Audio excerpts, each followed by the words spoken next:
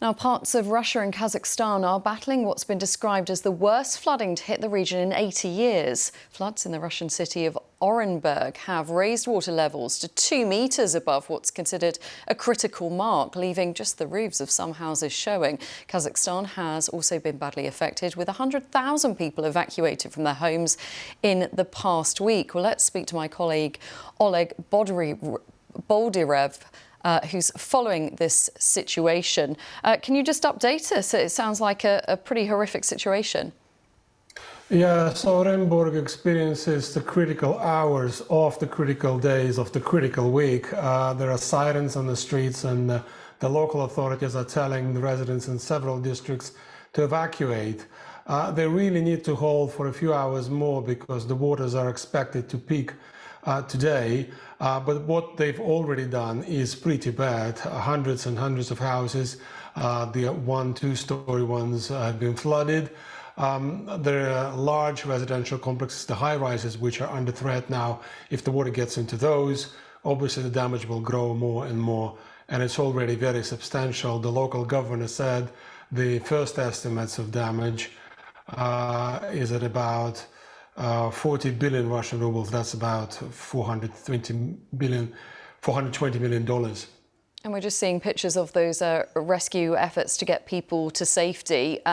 Is it easy to reach people in this area?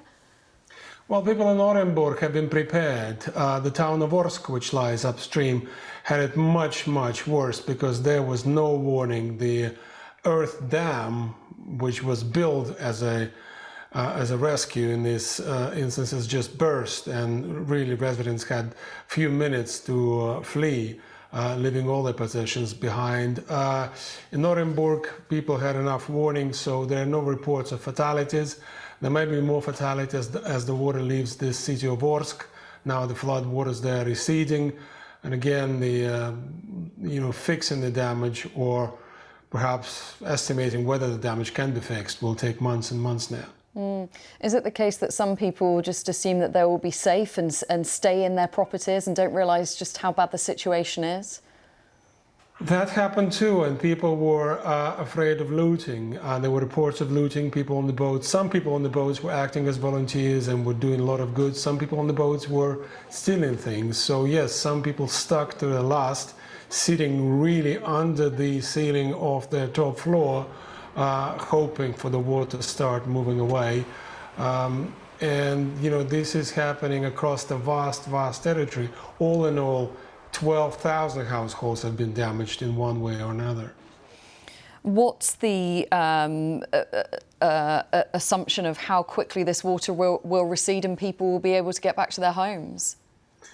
Well, the city of Orsk, which I mentioned, has by now lost 1/3 of the flood levels. So assuming middle of next week, they will see the streets and the cars and the doors of their houses. Again, the question is how much of this is salvageable? Cars, probably not. Some of the houses, the older ones, will probably just crumble and collapse.